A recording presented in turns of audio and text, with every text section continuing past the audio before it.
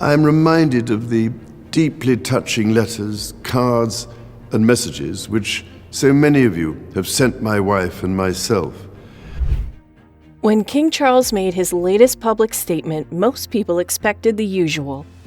Something polite, traditional, maybe a brief reflection on national matters. But instead, the king delivered something no one saw coming.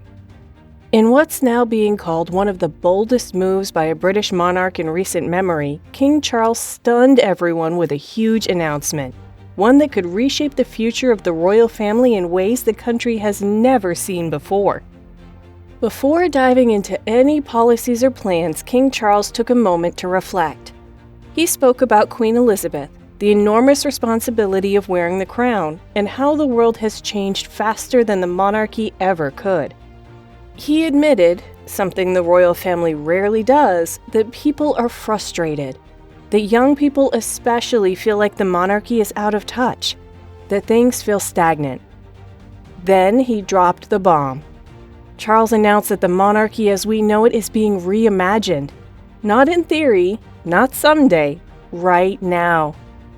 And he didn't use words like modernization or adjustments. He called it what it is, a transformation.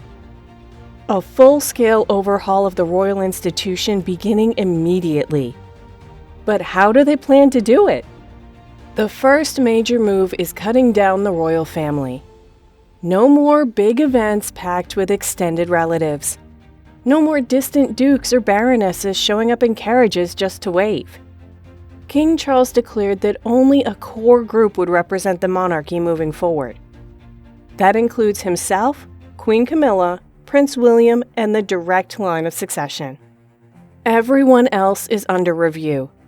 All royal titles, perks, and public roles not backed by active duty would be questioned. Some would be removed altogether. Royal engagements would be scaled back. Expenses would be made public. Nothing would stay behind closed doors. This wasn't just a press statement, it was a new blueprint. Charles wanted to strip the crown of excess and turn it into what he called a working institution, not a ceremonial club. We sing of how in thy dark street shineth the everlasting light. If that announcement wasn't shocking enough, Charles pushed the boundary even further.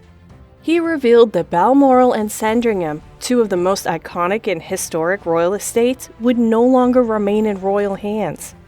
And no, they wouldn't be sold off to the highest bidder. They'd be given to the people. These estates would become museums, community housing, and national research centers. In short, they would be repurposed to serve the public, not just as royal summer homes. He didn't do it for PR. He didn't sugarcoat it. He said it plain and clear, the land must serve the people. The monarchy, he said, must not sit above the country. It must belong to it. And he meant it. This wasn't temporary. These changes were permanent. Then came one of the rawest moments of the entire announcement. King Charles paused and did something almost no monarch in history has done on live camera. He apologized. He admitted that the monarchy had grown distant, that it had failed to listen, that it had let people down. Not in vague terms either. He said it like someone who had really taken the time to think it through. "I have heard you," he said. "I have seen your frustration, your disappointment, and you are right to feel let down." For once, people felt like the crown wasn't speaking at them, it was speaking with them. It was a moment that hit differently. Not just a royal speech, but a human one. And it wasn't the end, it was the start of something even bigger. My life will of course change as I take up my new responsibilities. Here's where the twist truly left Jaws on the floor. Instead of announcing that he would step down or hold on to power indefinitely, Charles introduced something completely new, a dual monarchy. It has never been done in British royal history. Starting immediately, Prince William will take on real leadership roles, not just ceremonial ones. He'd handle international diplomacy, community outreach, and Commonwealth affairs. The idea is to split royal duties between generations, so the monarchy could evolve with the times without abandoning its roots. Charles said the world had changed too fast to stick to old models. People wanted to see themselves reflected in their leaders, and William was ready to represent that future. It wasn't about splitting power. It was about sharing responsibility, father and son, side by side. To serve you with loyalty, respect, and love, as I have throughout my life. 3 days after the announcement, Buckingham Palace dropped another bombshell. This wasn't just a speech. Behind the scenes, formal legislation was already being drafted to lock these changes into law. The monarchy was officially entering a new chapter. One of the most dramatic proposals is regarding titles. If a royal wasn't actively contributing to the nation, no matter how high up they were, their title could be reviewed and possibly removed. Princesses, dukes, baronesses, no one was exempt.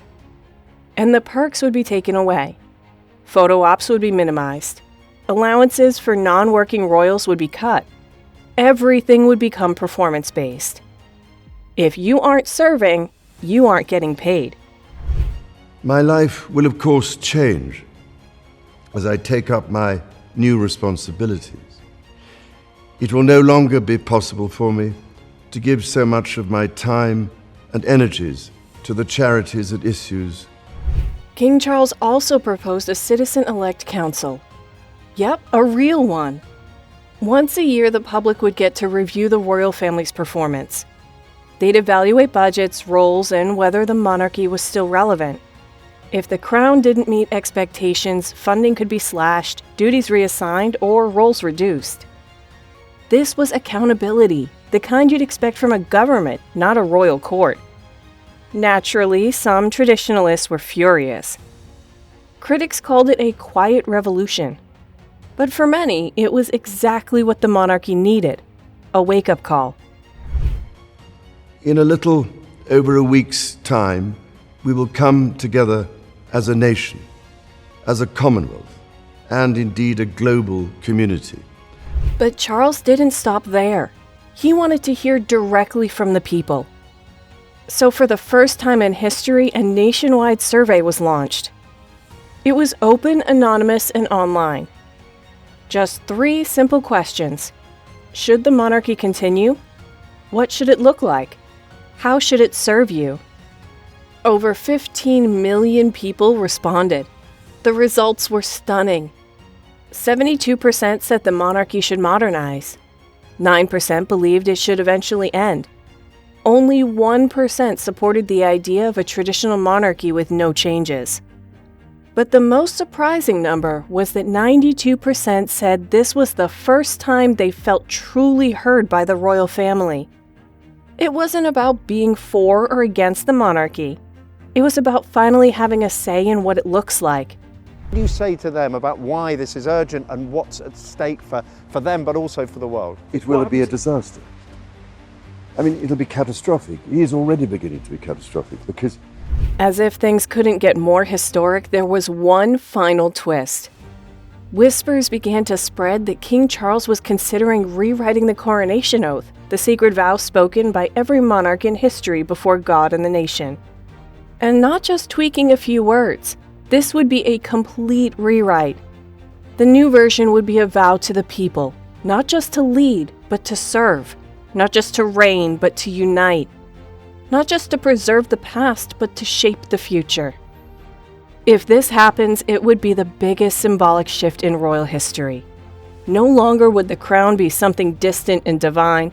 It would become a reflection of modern values, service, inclusion, and accountability. Now look, this isn't going down smoothly everywhere. Charles has taken on serious heat from insiders, old-school royalists, and people who say he's throwing away centuries of legacy. There's real backlash. There's real fear. But there's also real momentum.